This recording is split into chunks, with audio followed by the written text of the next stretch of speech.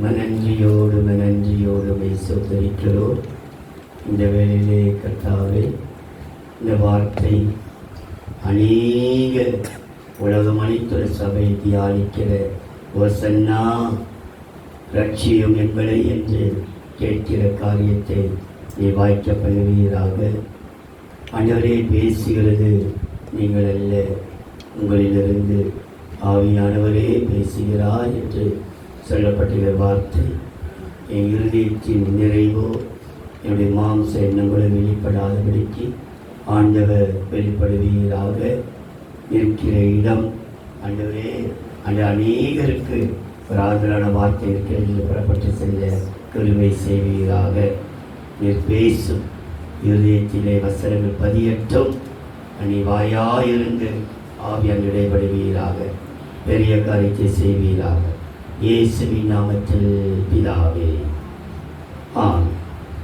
திரும்ப ஒரு விசை மத்தேயு 21:8-9 வாசிக்க கேட்டார். திரளான ஜனங்கள் தங்கள் வஸ்திரங்களை வழியிலே விரித்தார்கள். வேறு சிலர் மரக்கிளைகளை தரித்து வழியிலே பரப்பினார்கள். முன்னடப்பாரும் பின்னடப்பாரும் ஆகிய திரளான ஜனங்கள் தாவீதின் குமாரனுக்கு ஓசன்னா, கர்த்தரின் நாமத்தினாலே வருகிறவர் ஸ்தோத்திரிக்கப்பட்டவர், உன்னதத்திலே ஓசன்னா என்று சொல்லி ஆர்ப்பரித்தார்கள். திரளான ஜனங்கள் அவருக்கு தங்கள் வஸ்திரங்களையும் மரக்கிளைகளையும் தரித்து, திரும்ப 9ஆம் வசனத்திலே திரளான ஜனங்கள் அவருக்கு பின் சென்று, திரளான ஜனங்கள் ஓசன்னா என்று ஆர்ப்பரித்தார்கள். இன்றைக்குள்ள தலைப்பு திரளான ஜனங்கள் ஓசன்னா என்றார்கள். இந்த திரளான ஜனங்கள் ஏன் அவருக்கு பின்பாக போனார்கள்? திரளான ஜனங்களுக்குள்ளே இருந்த விசேஷித்த நன்மைகள் என்ன என்று தியானிப்பதற்கு முன்பாக இன்னொரு வசனத்தை வாசிக்கலாம். யோவான் எழுதின சுவிசேஷம் 12ஆம் அதிகாரம் 12-13. மறுநாளிலே, யோவான் 12ஆம் அதிகாரம் 12ஆம் வசனம் 13ஆம் வசனம். மறுநாளிலே இயேசு எருசலேமுக்கு வருகிறார் என்று பண்டிகைக்கு வந்த திரளான ஜனங்கள் கேள்விப்பட்டு குருத்தோலைகளை பிடித்துக் கொண்டு அவருக்கு எதிர்கொண்டு போகும்படி புறப்பட்டு, ஓசன்னா, ஓசன்னா, கர்த்தருடைய நாமத்தினாலே வருகிற இஸ்ரவேலின் ராஜா ஸ்தோத்திரிக்கப்பட்டவர் என்று ஆர்ப்பரித்தார்கள். திரளான ஜனங்கள் அவருக்கு பின் சென்று, கர்த்தருடைய நாமத்தில் வருகிறவர் ஸ்தோத்திரிக்கப்பட்டவர், உன்னதத்திலே ஓசன்னா என்று ஆர்ப்பரித்தார்கள். திரளான ஜனங்கள் என்று அந்த வார்த்தை வருகிறது. என்றால் இயேசுக்கு பின்பாக உலகமே பின் சென்றலாம். இயேசுக்கு பின்பாக உலகமே, அப்ப உலக ஜனங்கள், இயேசுக்கு பின்பாக உலக ஜனமே பின் சென்றது என்று போடப்பட்டிருக்கிறது. யோவான் எழுதின சுவிசேஷம்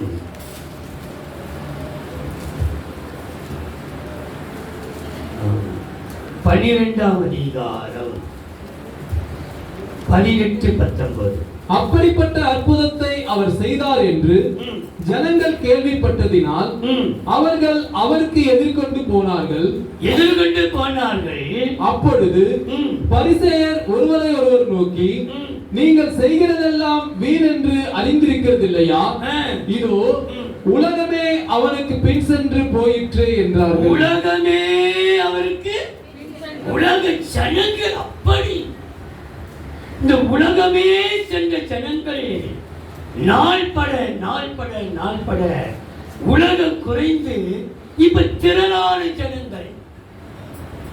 வசனம் சொல்கிறது, திரளான ஜனங்கள் அவருக்கு பின் சென்று ஓசன்னா ஓசன்னா என்று ஆர்ப்பரித்தார்கள்.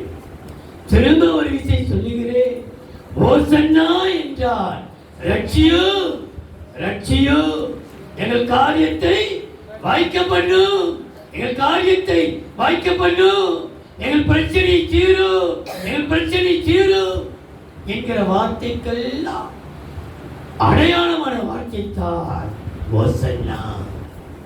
ஆண்டவரே, நாங்கள் வியாதியோடு வந்திருக்கிறோம், எங்கள் வியாதியை பாரு. கவலையோடு வந்திருக்கிறோம், எங்கள் கவலையை பாரு பாரு என்று கேட்பதற்கு அடையாளம் தான் ஓசன்னா. ரட்சியோ ஓசன்னா ஓசன்னா என்று அர்ப்பணித்தார்கள். அப்போ நான் யோசித்தேன், இந்த திரளான ஜனங்கள் அவருக்கு வஸ்திரங்களை விரித்தார்கள், மரக்களை வெட்டி போட்டார்கள், அவருக்கு பின் சென்றார்கள், அவரை ஓசன்னா என்று ஆர்ப்பரித்தார்கள். அப்ப அவரோடு கூட இருந்த இந்த திரளான ஜனங்கள் யார்? இந்த திரளான ஜனங்கள் என்று சொல்லப்பட்டிருக்கிற ஒவ்வொரு வசனத்திலையும் அவள் எப்படிப்பட்டவர்கள் என்கிறதை நான் பார்க்கும் பொழுது, நான் சொல்லுகிற ஒவ்வொரு வார்த்தையிலையும் பா, நீ பார் என்கிற பா என்கிற வார்த்தையை உங்களுக்கு நான் சொல்லுகிறேன். அது உங்களுக்கு புரியவில்லை நினைக்கிறேன். ஏனென்றால் அவருக்கு பின்பாக திரளான ஜனங்கள், ஏன் இந்த திரளான ஜனங்கள் போனதுக்கு காரணம், அவர்கள் பழுகி பெருகினவர்கள். அந்த கூட்டம் எப்படியா தங்கள் வாழ்க்கையிலே ஆசீர்வாதம் மாத்திரமல்ல, ஜெப வாழ்க்கையிலே பழுகி பெருகினார்கள், பரிசுத்த வாழ்க்கையிலே பழுகி பெருகினார்கள், ஆசீர்வதிக்கப்பட்ட வாழ்க்கையில பழுகி பெருகினார்கள். எல்லாவற்றிலையும் அவள் ஒடுங்கி போகலையா, பழுகி பெருகின கூட்டம் தான் அவருக்கு திரளாய் பின் சென்றது. முதல் குறிப்பு பாருங்கள், ஆதியாகமம் 48வது அதிகாரம் 19வது வசனம். அவன் தகப்பனோ தடுத்து, ஆதியாகமம் 48:19. அவன் தகப்பனோ தடுத்து, அது எனக்கு தெரியும் என் மகனே, என் மகனே எனக்கு தெரியும், என் மகளே எனக்கு தெரியும், இவனும் ஒரு ஜனக்கூட்டமாவான், இவனும் யார்? மனோசே ஒரு ஜனக்கூட்டமாவான், இவனும் பெருகுவான், இவனும் பெருகுவான், இவனுடைய தம்பியோ எப்பிராயீமோ, இவன் தம்பியாகிய எப்பிராயீமோ இவனிலும் அதிகமாய் பெருகுவான், இவனிலும் அதிகமாய் பெருகுவான், அவனுடைய சந்ததியார், அவருடைய சந்ததியார் திரளான ஜனங்களாவார்கள் என்றான். அவங்க எப்படி மாறுவார்களா? திரளான ஜனங்களாய் மாறுவார்கள், திரளான ஜனங்களாய் மாறுவார்கள். அவள் மாறி யாருக்கு பின் செல்வார் என்றால் ஆண்டவராகிய இயேசு கிறிஸ்து. திரளான ஜனங்கள் ஓசன்னா என்று ஆர்ப்பரித்தார்களே, இந்த திரளான ஜனங்கள் யார் என்றால் பழுகி பெருகிறவர்கள். இதுவரைக்கும் பெருகி இருக்கிறீர்கள், இன்னும் கர்த்தர் உங்களை பழுகி பெருக பண்ணுவார். உங்கள் நிலைமை யோசித்து பாருங்கள். ஆண்டவரை எப்படி பழுகி பெருகி நம்ம இப்ப இருக்கிற நிலைமை எப்படி யோசித்து பார்க்க. கடந்த நாட்களிலே எப்படி இருந்தோம், இன்றைக்கு இப்ப எப்படி இருக்கிறோம்? எங்களை கர்த்தர் பழுகி பெருக செய்திருக்கிறார்கள். குறைவொன்று வைக்கலையே, ஆவிக்குரிய வாழ்க்கையிலே, உன் சரீர பிரமண வாழ்க்கையிலே, உன்னுடைய எல்லா வாழ்க்கையிலையும் இவனும் திரளான ஜனமாய் மாறுவான். இவன் எப்படிப்பட்டவன் என்றால் பழுகி பெருகும். நீ பெருக உண்மைதான், ஆனா உன் தம்பியோ திரளான ஜனமாய் மாறுவான். அவனை ஒரு நாளும் அவனை அழிக்க முடியாது. காரணம், திரளான ஜனங்கள் அவருக்கு ஓசன்னா என்று பாடி துதித்ததுக்கு காரணம் அவர்கள் பழுகி பெருகினவர்கள். ஆண்டவர் ஆபிரகாமை பார்த்து சொன்னார், வாசிக்க வேண்டாம், நான் சர்வ வல்லமுள்ள தேவன், எனக்கு முன்பாக நீ பழுகி பெருகுவாயாக. 35:11 ஆதியாக வாசிக்க வேண்டாம். 35:11 என் சகோதரியே, நீ கோடாகோடியாய் பெருகுவாயாக. ஆதியாம் 24:60. காரணம், எல்லா சூழ்நிலை ஜனங்கள் பலுகி பெருக வேண்டும், பலுகி பெருக வேண்டும். இந்த திரளான ஜனங்கள் பலுகி பெருகினவர்களுக்கு ஒரு குறைல் காணப்பட்ட ஜெப வாழ்க்கை. ஜெபம் குறைந்ததினாலே திரளான ஜனங்கள் குறைய ஆரம்பிக்கிறார்கள். அதை பார்த்து தீர்க்கதரிசியாகிய எரேமியாவிடத்திலே ஜனங்கள் முறையிடுகிறார்கள். பாருங்கள், எரேமியாவின் புஸ்தகம் 42 அதிகாரம் 3 வசனத்தை வாசித்த பிற்பாடு 2, 3, 4 வாசிக்க கேட்கலாம். உம்முடைய கண்கள் எங்களை காண்கிறபடியே. ஆண்டவரே, எரேமியா 42 அதிகாரம் 2, 3, 4 மூன்றாம் வசனம் வாசிக்கிறார். கவனியுங்கள். உம்முடைய கண்கள் எங்களை காண்கிறபடியே திரளான ஜனங்களில் கொஞ்சம் பேரை மீந்திருக்கிறோம் என்றார்கள். கொஞ்சம் பேரை இப்பொழுது மீந்திருக்கிறோம். உலகமே பின் சென்றது ஒரு சந்தர்ப்பத்திலே. ஆனா இப்போ இந்த திரளான ஜனங்கள் எப்படி இருக்கிறோமா? கொஞ்சமா இருக்காது. காரணத்தை சொல்லுகிறார்கள். 2ஆம் வசனம் 4ஆம் வசனம். தீர்க்கதரிசியாகிய எரேமியாவை நோக்கி, உம்முடைய தேவனாகிய கர்த்தர் நாங்கள் நடக்க வேண்டிய வழியையும் செய்ய வேண்டிய காரியத்தையும் எங்களுக்கு தெரியப்பண்ணும்படிக்கு நீர் எங்கள் விண்ணப்பத்துக்கு இடம் கொடுத்து மீதியாயிருக்கிற இந்த சகல ஜனங்களாகிய எங்களுக்காக, மீதியாயிருக்கிற திரளான ஜனங்கள் அல்ல, இப்போ சகல ஜனங்களாகிய எங்களுக்காக உம்முடைய தேவனாகிய கர்த்தரை நோக்கி ஜெபம் பண்ணுங்க. தீர்க்கதரிசி விண்ணப்பம் பண்ணலாங்க. நாங்க நடக்க வேண்டிய வழி என்னது எங்களுக்கு தெரியல, எங்களுக்கு நீ சொல்லி நாங்க நடக்கிறோம். திரளான ஜனங்கள் இப்போது குறைந்திருக்கிறார்கள். இப்ப சகல ஜனங்களாய் மாறி இருக்கிறோம். எங்களுக்காக ஜெபம் பண்ணும் என்கிறார்கள். 4ஆம் வசனம். அப்பொழுது எரேமியா தீர்க்கதரிசி அவர்களை நோக்கி நீங்கள் சொன்னதை கேட்டேன்.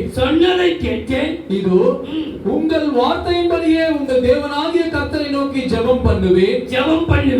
கர்த்தர் உங்களுக்கு மறுஉத்திரமாக சொல்லும் வார்த்தைகளையும் நான் உங்களுக்கு ஒன்றையும் மறைக்காமல் அறிவிப்பேன் என்றார். மறைக்காமல் உங்களுக்கு நான் ஜெபம் பண்ணுவேன். ஜெபம் பண்ணாம இருக்க மாட்டேன். ஜெபம் பண்ணுவேன். ஜெபம் பண்ணி தேவன் சொல்லுகிறத நான் மறைக்காமல் திரளான ஜனங்கள், அவள் பெருக்கத்துக்குரியவர்கள், பலுகி பெருகக்கூடியவர்கள். ஆனால் வாழ்க்கையிலே ஜெபம்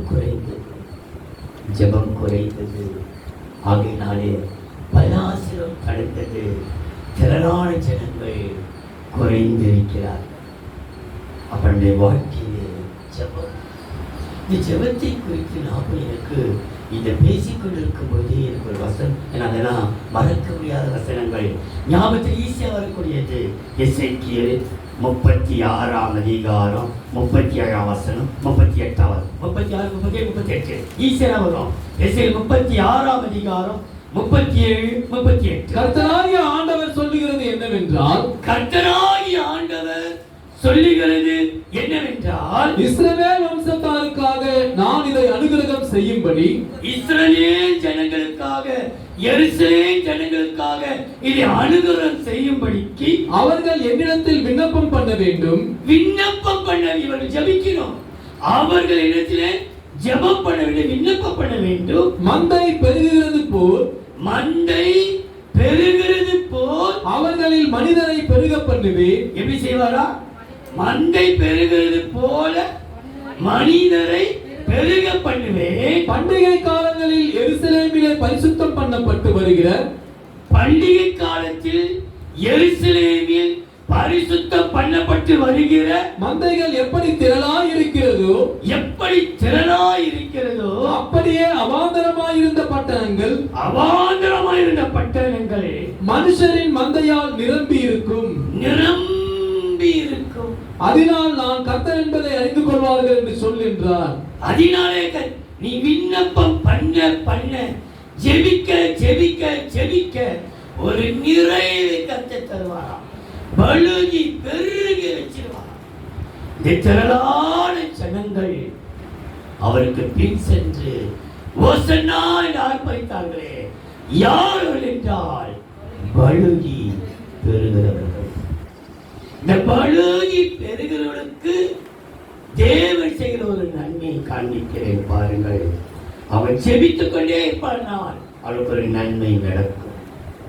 எரேமியா 46 அதிகாரம் 25. இஸ்ரவேலின் தேவனாகிய எரேமியா 46:25. இஸ்ரவேலின் தேவனாகிய சேனைகளின் கர்த்தர் சொல்லுகிறது என்னவென்றால், இதோ நான் நோய் என்னும் பட்டணத்தில் உள்ள திரளான ஜனங்களையும் பார்வோனையும் எகிப்தையும் அதன் தேவர்களையும் அதன் ராஜாக்களையும் பார்வோனையும் அவனை நம்பி இருக்கிறவர்களையும் என்ன செய்வாரா? விசாரிப்பார். விசாரிக்கிற தேவன். இந்த குருத்தோலை ஞாயிறிலே என்னை யாருமே விசாரிக்கல, என்னை கலக்காது.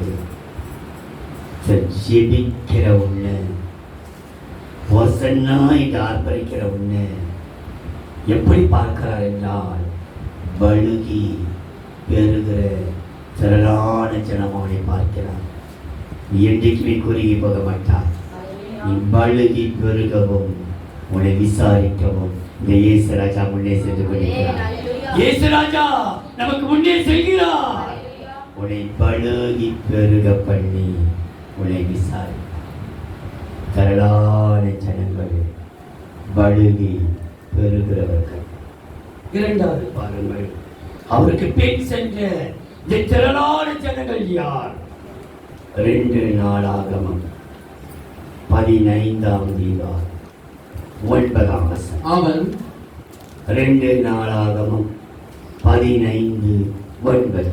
அவன் யூதா பென்யமீன் ஜனங்களையும் அவர்களோடு கூட எப்ராயிமிலும் மனாசையிலும் சிமியோனிலும் இருந்து வந்த அவர்களோடு சஞ்சரித்தவர்களையும் கூட்டினான். அவனுடைய தேவனாகிய கர்த்தர் அவனோடு இருக்கிறதை கண்டு இஸ்ரவேலில் இருந்து திரளான ஜனங்கள் அவன் பட்சத்தில் சேர்ந்தார்கள். திரளான ஜனங்கள் பட்சத்திலே, அவர் திரளான ஜனங்கள் யாருன்னா பட்சத்தில் இருக்கிறவர்கள் அல்லது பட்சமாயிருக்கிறவர்கள்.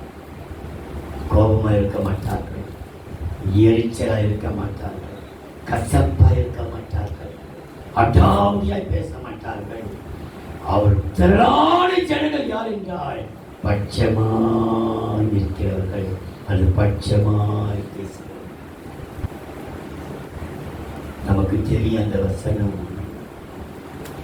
அமாசாயின் மேல் படைத்தலைவன் ஆகிய அமாசாயின் மேல் ஆவி இறங்கினதினாலே, தாவீதே, ஈசாயின் குமாரனே, நாங்கள் உமது பட்சமாயிருப்போம். உமக்கு சமாதானம், உமக்கு சமாதானம். உமக்கு உதவி செய்கிறவர்களுக்கும் காரணம் ஈசாயின் குமாரனே அபிசாயின் மேல் கர்த்தருடைய ஆவி வந்து இறங்கினார். 1 நாளாகமம் 12:18 போடப்பட்டிருக்கிறது. அதிபதிகளுக்கு தலைவன். 1 நாளாகமம் 12:18. அப்பொழுது அதிபதிகளுக்கு தலைவனான அமாசாயின் மேல் ஆவி இறங்கினதினால் அவன், தாவீதே, நாங்கள் உம்முடையவர்கள், ஈசாயின் குமாரனே, உமது பட்சமாயிருப்போம், உமக்கு சமாதானம், உமக்கு உதவி செய்கிறவர்களுக்கும் சமாதானம். உதவி செய்ய போய் உபத்திரத்தில் மாட்டிவிட மாட்டார். உதவி செய்த உபத்திரத்தை மாட்டிக்கிறேனே விடவே மாட்டார். உமது பட்சமாயிருப்போம். ஏனென்றால் திரளான ஜனங்கள் என்று சொல்லப்பட்ட கூட்டத்துக்குள் இருந்த ஒரு நல்ல குணம் என்னென்றால் அவள் பட்சமாய் நிற்கிறார்கள். கர்த்தர் நம் பட்சத்தில் இருக்கிறபடினால் மனிதன் நமக்கு என்ன செய்வான்? 118 சங்கீதம் 6, 7, 8. கர்த்தர் என் பட்சத்தில் இருக்கிறார், நான் பயப்படேன். மனுஷன் எனக்கு என்ன செய்வான்? எனக்கு அனுகூலம் பண்ணுகிறவர்கள் நடுவில் கர்த்தர் என் பட்சத்தில் இருக்கிறார். அனுகூலம் பண்ணுகிற மத்தியிலே கர்த்தர் என் பட்சத்தில் இருக்கிறார். என் சத்துருக்களில் சரி கட்டுதலை காண்பேன். கவனியுங்கள், கர்த்தர் என் பட்சத்தில் இருக்கிறார். என் சத்துருடைய சரிகளை காண்பேன். மனுஷனை நம்புவதை பார்க்கிலும் கர்த்தர் பேரில் பற்றுதலாய் இருப்பதே நலம். கர்த்தர் பேரிலே அவர் பட்சம், கர்த்தர் நம் பட்சத்தில் இருக்கிறார். நாம் அவர் பட்சத்தில் இருப்போம்.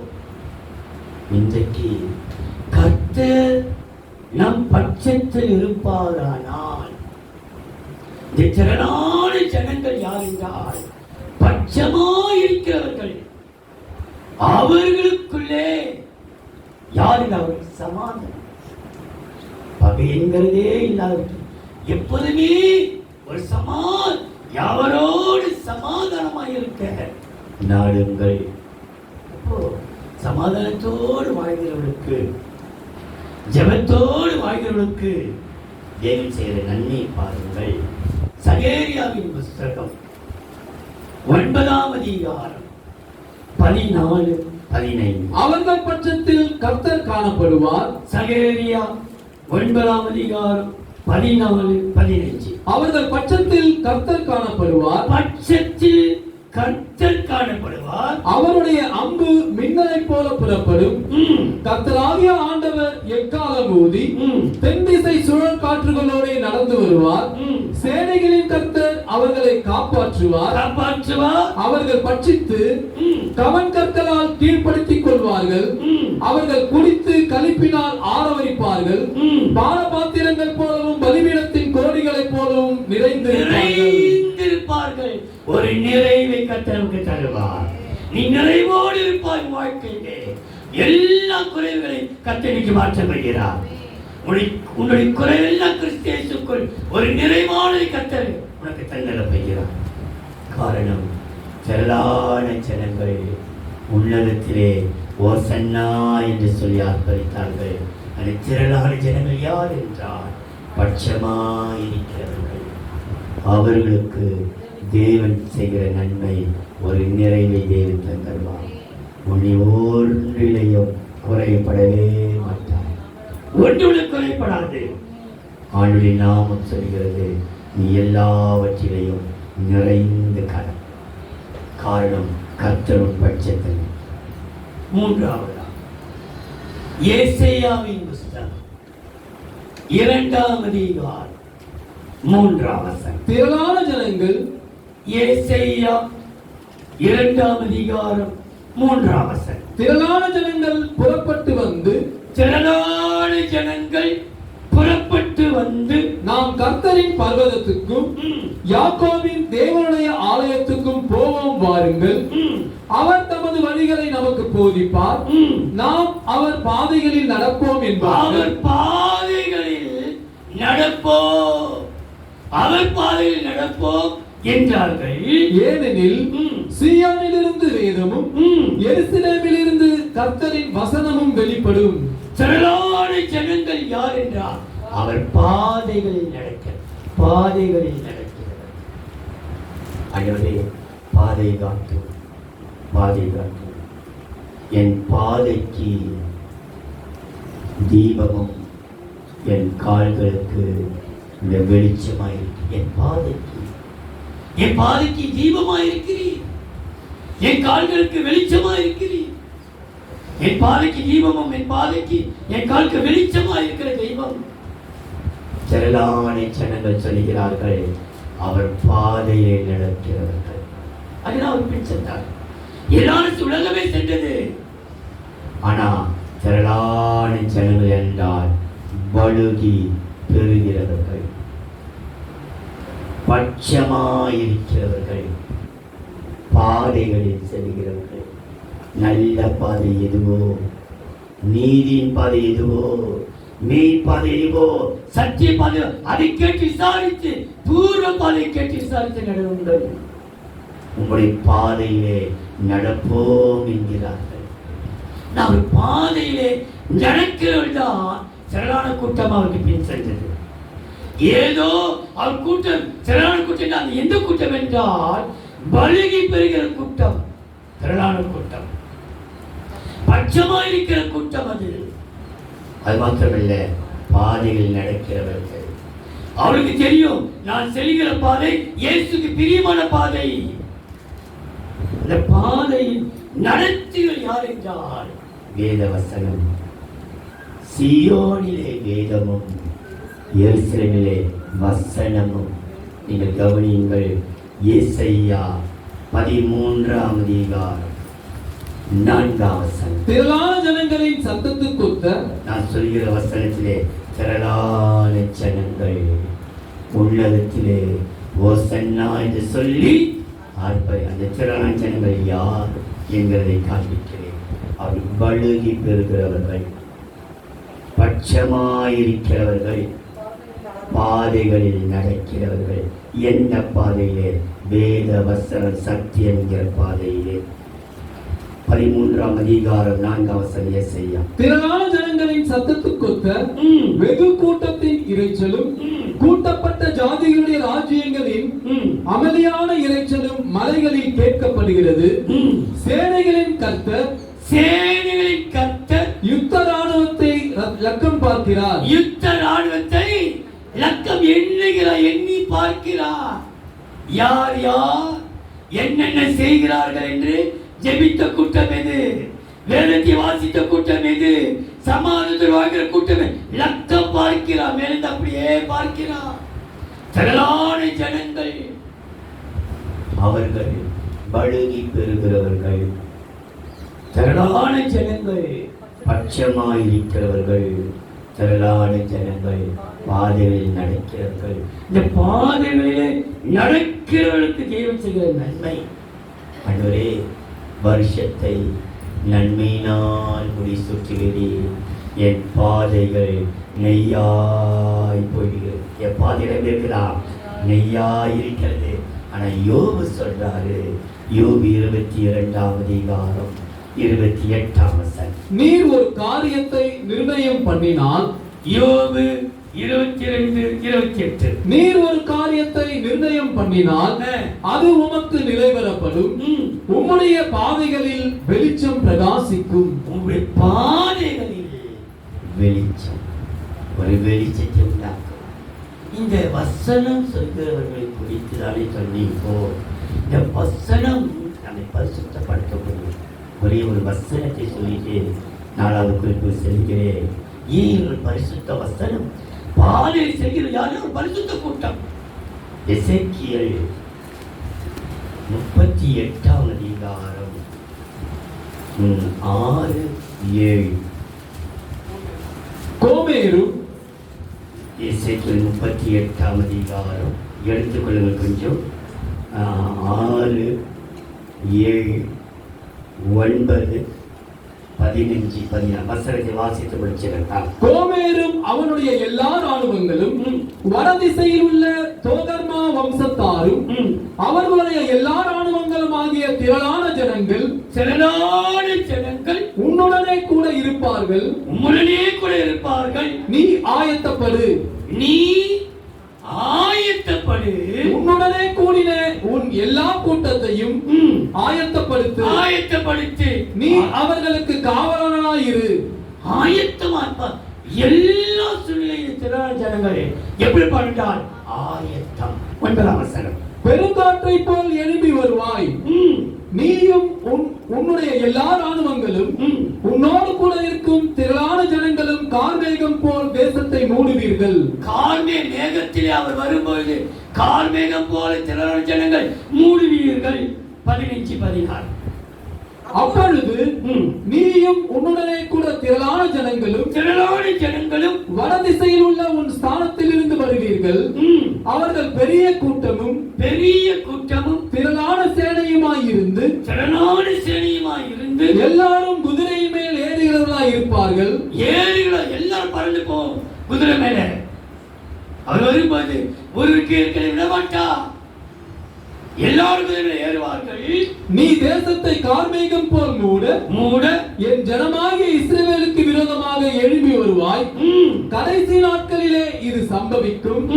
கோகே, ஜனங்களின் கண்களுக்கு முன்பாக உன் மூலமாய் நான் பரிசுத்தர் என்று விளங்கப்படுகிறதினால், உன் மூலமாக, யார் மூலமாக? நிச்சயமான ஜனங்கள் மூலமாக நான் எப்படி விளங்கப்படுவேன்னா பரிசுத்தர். அப்படி திரளான ஜனங்கள் பாதை நடக்கிறது யார் என்றால் பரிசுத்தமாய் வசனத்தின்படி நடக்கிறது. வசனமே சத்தியம், என் வசனமே உங்களை பரிசுத்தமாகும்.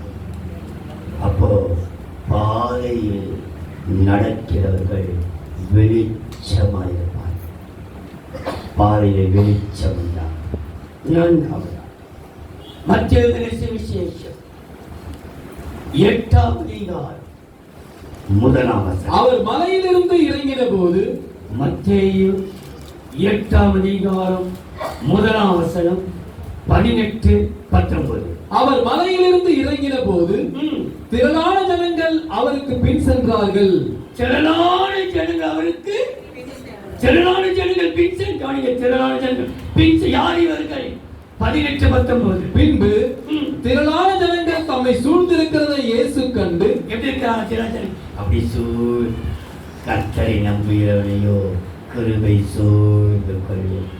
இந்த திரளான ஜனங்கள் இயேசுவை அப்படியே சூழ்ந்து கொண்டார்.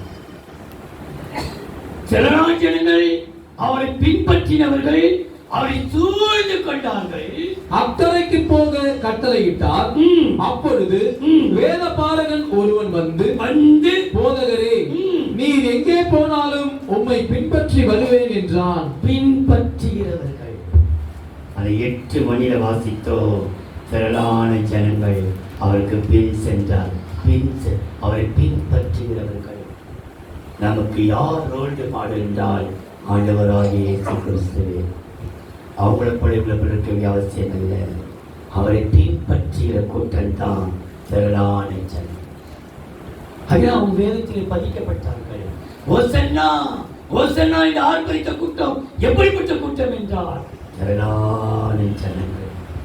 திரளான ஜனங்கள் பின்பற்றுகிறவர்கள். இயேசுவை திரளான ஜனம் என்றால் பின்பற்றுகிறவர்கள். இந்த பின்பற்றுகளுக்குள்ளே இருந்த ஒரு காரியத்தை பாருங்கள்.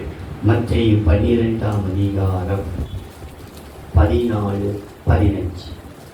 இயேசு வந்து மத்தேயு 12ஆம் அதிகாரம் 14-15. அப்போது பரிசேயர் வெளியே போய் அவரை கொலை செய்யும்படி அவருக்கு விரோதமாய் ஆலோசனை பண்ணினார்கள். இயேசு அதை அறிந்து அவ்விடம் விட்டு விலகி போனார். திரளான ஜனங்கள் அவருக்கு பின் சென்றார்கள். அவர் எல்லாரையும் சுத்தமாக்கி இதே வார்த்தை மத்தேயு 14ஆம் அதிகாரம் 14ஆம் வசனம்.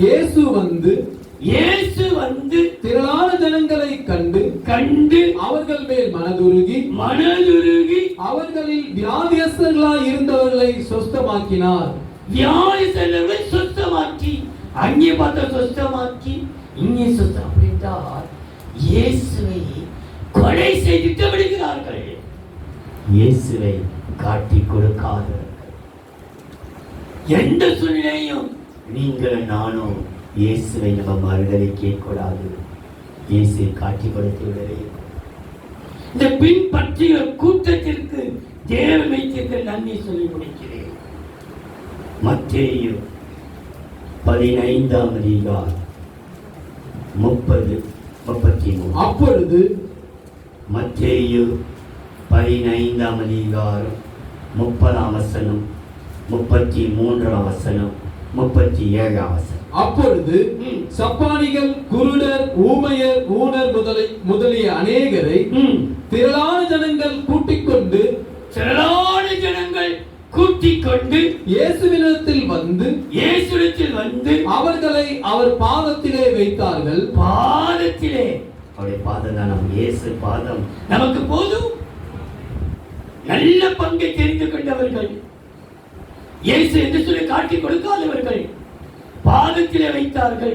அவர்களை அவர் சுத்தப்படுத்தினார். 33ஆம் வசனம். அதற்கு அவருடைய சீஷர்கள், இவ்வளவு திரளான ஜனங்களுக்கு திருப்தி உண்டாகும்படி, இவ்வளவு திரளான ஜனங்களுக்கு திருப்தி உண்டா? எப்படி திருப்திப்படுத்த முடியும்?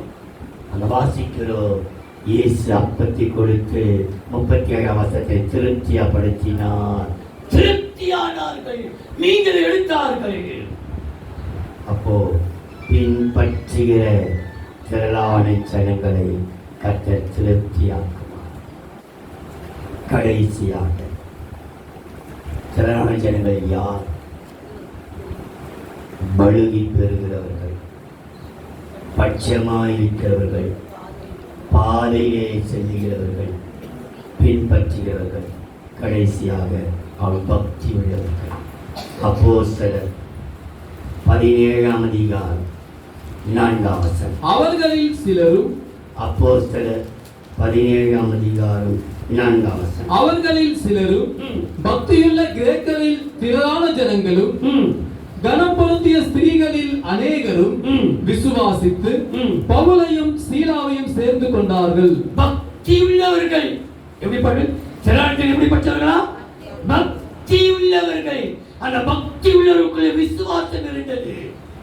அப்போஸ்தலர் 14:1 பக்தியுள்ள திரளான ஜனங்கள் பக்தியுள்ளவர்களாய் பிரசங்கித்தார்கள். 14:1. இக்கோனியா பட்டணத்திலே அவர்கள் இருவரும் யூதருடைய ஜெபாலயத்தில் பிரவேசித்து யூதரிலும் கிரேக்கரிலும் திரளான ஜனங்கள் விசுவாசிக்கத்தக்கதாக பிரசங்கித்தார்கள். விசுவாசத்தக்கதாக 5ஆம் அதிகாரம் 14ஆம் வசனத்திலே விசுவாசத்தோடு திரளான புருஷர்களும் ஸ்திரீகளும் விசுவாசம் உள்ளவர்களாகி கர்த்தரிடமாக அதிகமாய் சேர்க்கப்பட்டார்கள். பக்தி உள்ளவர்கள் தேவன் கிட்ட நெருங்கி விசுவாசம் நெருங்கினார்கள். இவர்களுக்கு தேவன் கொடுத்த நன்மை பாருங்கள். வெளிப்படுத்தல் விசேஷம் 19ஆம் அதிகாரம் 1ஆம் வசனம். இவைகளுக்கு பின்பு பரலோகத்தில் திரளான ஜனக்கூட்டம் விடுகிற ஆரவாரத்தை கேட்டேன். கவனியுங்கள், அந்த 19ஆம் அதிகாரம் 1ஆம் வசனம், 6ஆம் வசனம், 7ஆம் வசனம். களி கூற கடவுள். திரளான ஜனங்கள் சொல்கிறார்கள், நாம் மகிழ்ந்து ஆட்டுகளை திருநாளே சந்தோஷப்பட்டு களி கூறுவோம். அப்போ தேவன் இந்த திரளான ஜனங்களுக்கு ஒரு களிக்குரலை வைத்திருக்கிறார். யார் அவர்கள்? பக்தி உள்ளவர்களை கர்த்தர் களிக்கூற பண்ணுவார். உன் வாழ்க்கையில் விசுவாசத்தை வச்சுள்ளார். விசுவாசத்தில் உறுதியாக இருக்கும். திரளான ஜனங்கள் உன்னதத்திலே ஓசன்னா என்று சொல்லி ஆர்ப்பரித்தார்கள். இந்த திரளான ஜனங்கள் யார் என்றால் பழுகி பெறுகிறவர்கள், பட்சமாயிருக்கிறவர்கள், பாதையிலே நடக்கிறவர்கள், பின்பற்றுகிறவர்கள், பக்தியாய் வாழ்கிறவர்கள். அன்பின் தெய்வமே, மனன்றியோடு சோதரிக்கிறோம். பிதா, குமாரன், பரிசுத்தாவின் நாமத்தினாலே வந்திருக்கிற ஒவ்வொருவரையும் கர்த்தர் தொட்டு ஆசீர்வதிப்பீராக. திரு பந்தியை நாங்கள் ஆசரிக்கப் போகிறோம். பொறுப்பெடுத்துக் கொள்ளுங்கள். பெரிய காரியத்தை செய்யுங்க. இயேசுவின் நாமத்தில் பிதாவே, ஆமென்.